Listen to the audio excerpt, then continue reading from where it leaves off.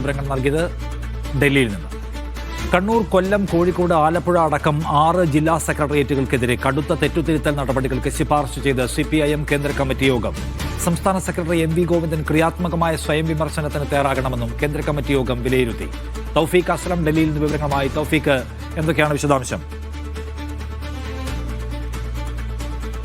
കണ്ണൂർ, കൊല്ലം, കോഴിക്കോട്, ആലപ്പുഴ അടക്കം 6 ജില്ലാ സെക്രട്ടേറിയറ്റുകൾക്ക് എതിരെ കടുത്ത തെറ്റുതിരുത്തൽ നടപടികൾക്കാണ് ഇപ്പോൾ CPM കേന്ദ്ര കമ്മിറ്റി യോഗം നിർദ്ദേശം നൽകിയിരിക്കുന്നത്. അത് ഈ സ്ഥാനാർത്ഥി നിർണയവുമായി ബന്ധപ്പെട്ട് ചില പാളിച്ചകൾ ഉണ്ടായി എന്നുള്ളൊരു വിലയിരുത്തലിന്റെ അടിസ്ഥാനത്തിലാണ് ഇത്തരമൊരു നിർദ്ദേശം ഇപ്പോൾ കേന്ദ്ര കമ്മിറ്റിയിൽ നിന്നും ഉണ്ടായിരിക്കുന്നത്. ഇതിൽ കൃത്യമായിട്ടുള്ള പരിശോധനകൾ ഉൾപ്പെടെ നടത്തണമെന്നുകൂടി ഒരു നിർദ്ദേശമായി നൽകിയിട്ടുണ്ട്. ഒപ്പം ഈ തിരുത്തൽ നടപടികൾ അടക്കം സംസ്ഥാന സെക്രട്ടേറിയറ്റിലും സംസ്ഥാന സമിതിയിലും റിപ്പോർട്ട് ചെയ്യണമെന്നുള്ള നിർദ്ദേശവും കൂടി ഇപ്പോൾ കേന്ദ്ര കമ്മിറ്റി നൽകുകയും ചെയ്തിട്ടുണ്ട്. ഒപ്പം സംസ്ഥാന സെക്രട്ടറി MV ഗോവിന്ദൻ ക്രിയാത്മകമായ സ്വയം വിമർശനത്തിന് തയ്യാറാകണം എന്നുള്ള ഒരു നിർദ്ദേശവും കൂടി കേന്ദ്ര കമ്മിറ്റി യോഗത്തിൽ ഉയർന്നു വന്നതായിട്ടാണ് നിലവിൽ ലഭിക്കുന്ന വിവരങ്ങൾ.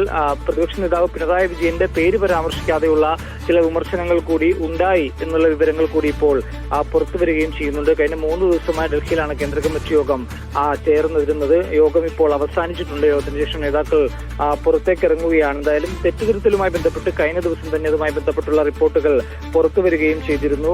വലിയ വീഴ്ചകൾ ഈ നിയമസഭാ തെരഞ്ഞെടുപ്പിനും അതിനു മുമ്പ് നടന്ന പഞ്ചായത്ത് തെരഞ്ഞെടുപ്പിനും ഉണ്ടായിട്ടുണ്ട്.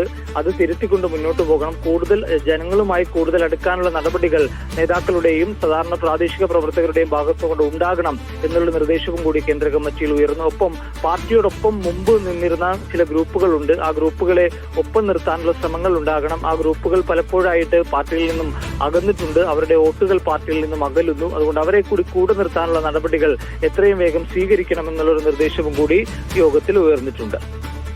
ശരി.